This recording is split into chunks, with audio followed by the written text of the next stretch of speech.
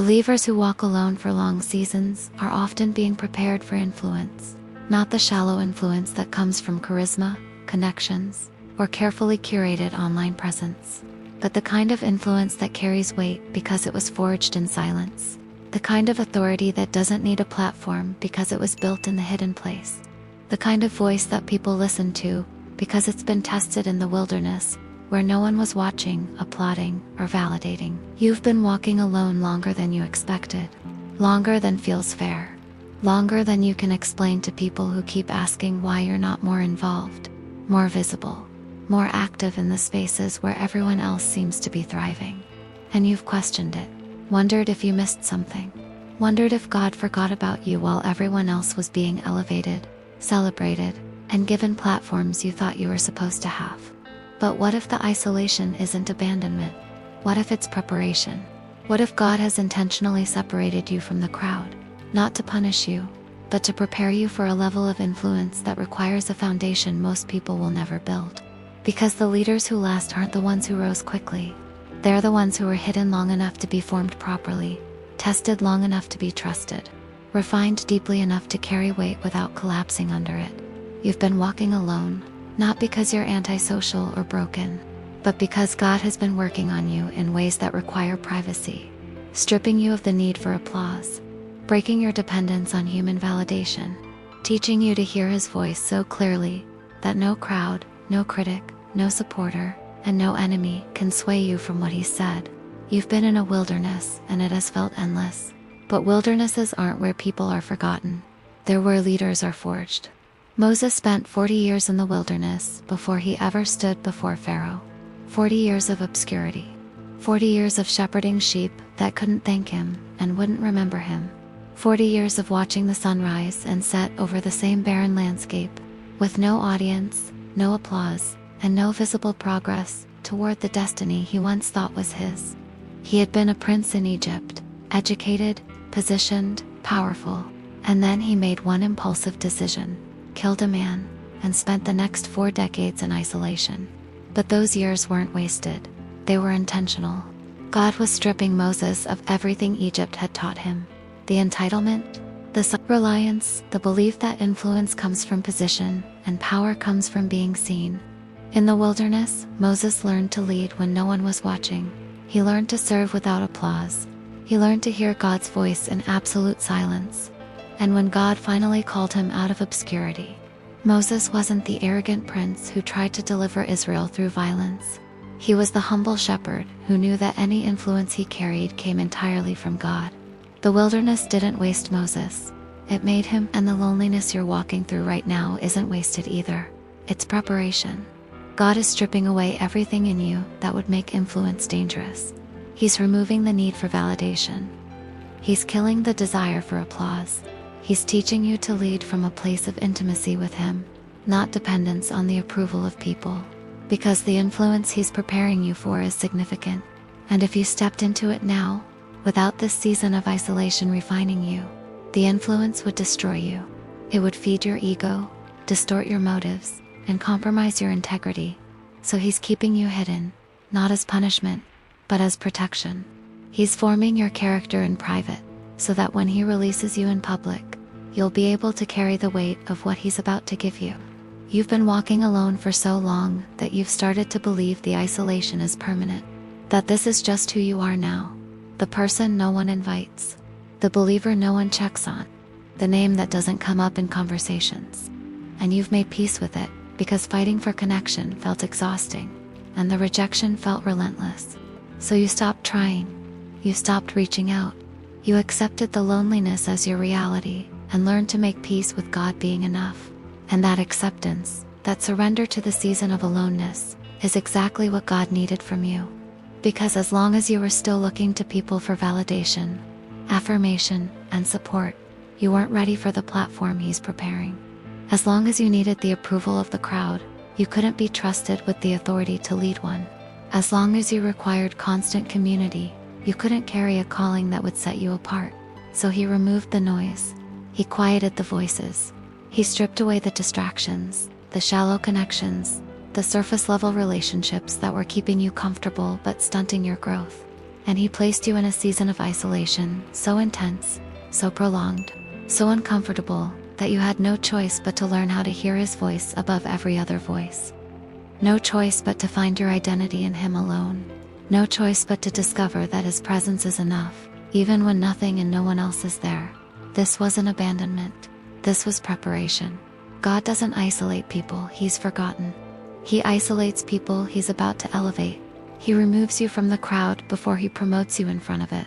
He hides you in obscurity before he releases you into influence.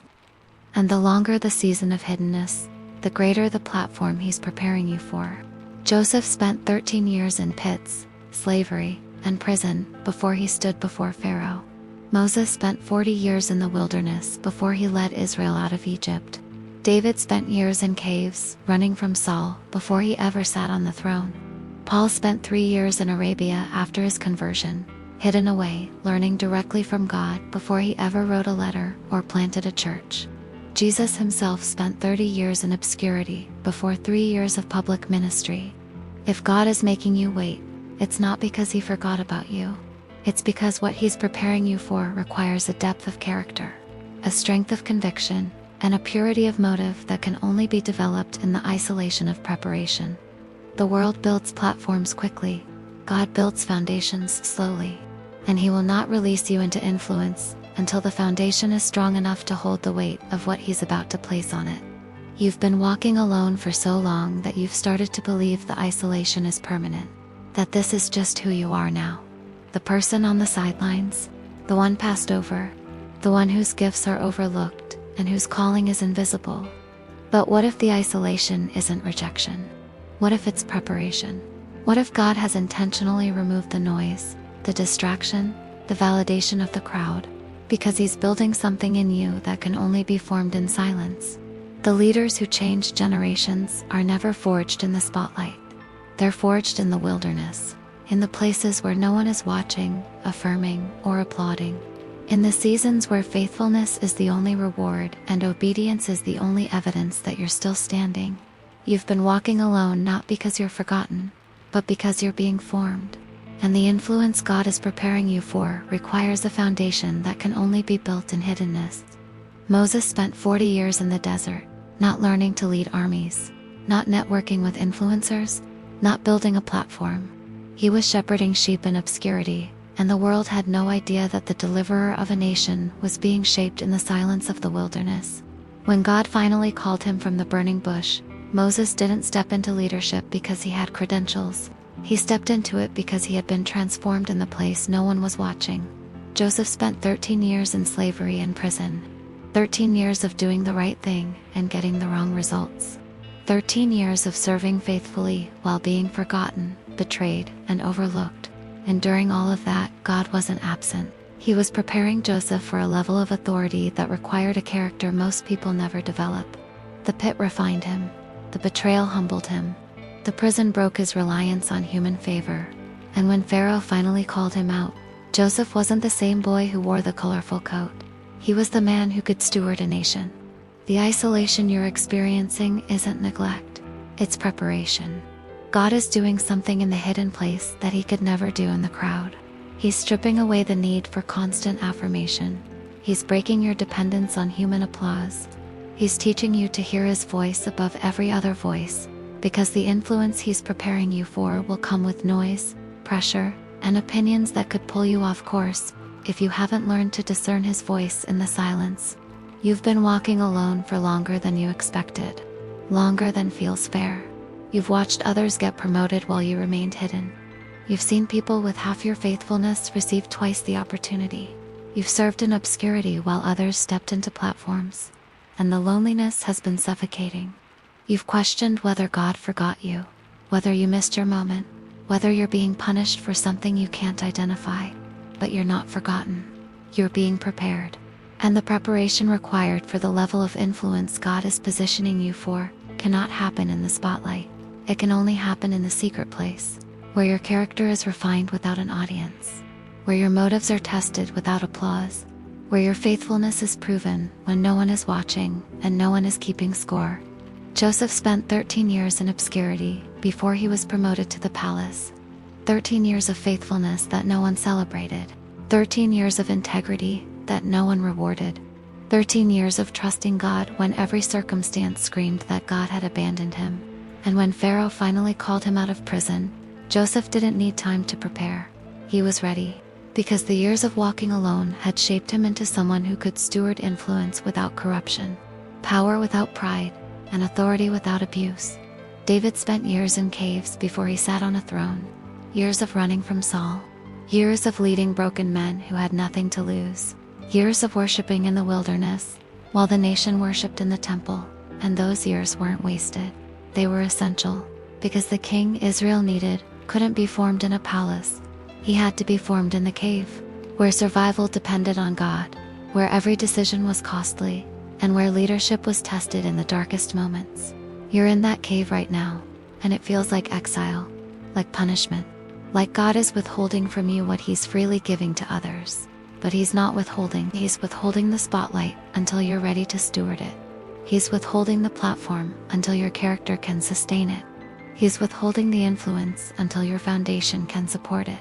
Because influence without preparation is dangerous. It corrupts the unprepared and destroys the unready. God loves you too much to promote you before you're ready. So he allows you to walk alone, not to harm you, but to protect you. Not to limit you, but to prepare you. Not to punish you, but to position you for something far greater than anything you could access prematurely. The loneliness isn't permanent. The silence isn't forever. The obscurity isn't the end of your story. It's the beginning.